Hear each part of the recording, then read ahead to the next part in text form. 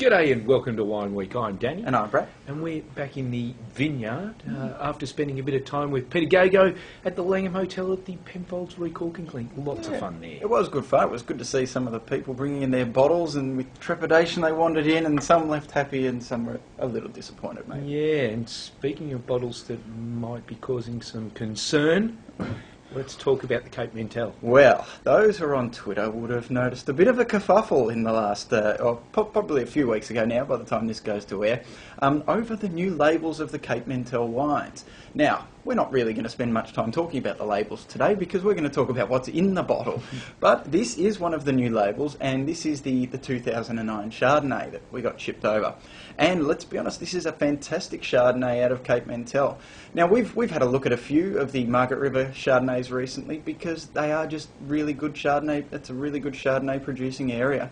And when you're talking about this price range for Chardonnays, and you're looking at the sort of the mid-40 price point, you're talking about some serious dollars. So you're looking for a really premium end Chardonnay. Now, Cape Mentel built up a fantastic reputation for really across their whole range, but Chardonnay is something they do just about as well as anyone over there. And this one will actually age quite well too. Worth putting it down for a couple of years, but at the moment it's opening up with some nice bright fruit, a bit of a minerally finish, and look, Margaret River Chardonnay, it's really, really good stuff. So look out for the Cape Mentel Chardonnay. Yeah, and if you're one of the people that's not a fan of the new label, make sure when you go into the bottle shop, stick on a blindfold, grab it, because what's inside won't disappoint. Anyhow, speaking of labels, let's look at the Spring Seed Wine Company Scarlet Runner Shiraz, because the label on this is a ripper. This actually comes from the Battle of Bosworth guys over in McLaren Vale, a secondary label for them. And as I say, I think this is a cracking label. But once again, what's inside is absolutely a rip snorter. Sub $20 Shiraz. And we know that sub $20 Shiraz can be done either really badly or really well, depending on the company. This is a ripper. Organic vineyard, almost 40 odd years old, but it is gorgeous wine, really. At sub $20, I had this at a tasting where there was stuff ranging from kind of $10 up to $100, and this one definitely jumped out of the line as far as value for money and really punched well above its weight. Look, if you haven't got it at your local bottle shop, hassle them to get it in, because that is a quaffing bargain right there. Sub $20 Scarlet Runner Shiraz. Make sure it's on your list to do. Yeah, it is quite good when you can find these sub $20 wines that are really pitching well above their weight. It's another ripper. Yep.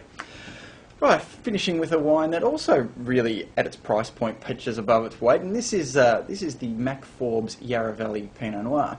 Now, those who aren't familiar with Mac's work, he's doing some fantastic work in the Yarra Valley. He actually churns out quite a few different Pinots, a lot of them from specific single vineyards. Now, this one, the Yarra Valley Pinot, is actually a blend, so he takes in some parcels of fruit from each of those different vineyards, brings it back, uses some really cool Pinot winemaking techniques to bring out the best of the grapes without overworking them or doing too much, and he's doing some fantastic work out of the Yarra Valley.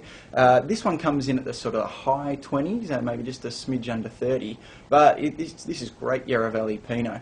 Now, the first thing you notice about this wine when you pour it into the glass is how light the colour is. In fact, it's almost as light as a rosé, but that doesn't give you a full sense of what you get in the palate, because this wine is rich, full of cherries and strawberries and all of those great flavours that you like in a good Pinot.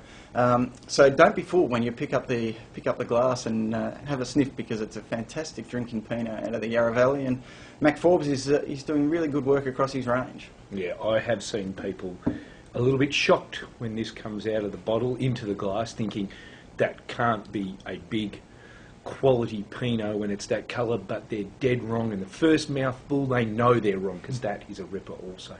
Anyhow, that's it for this week on Wine Week. We'll catch you all again next week. See you next week.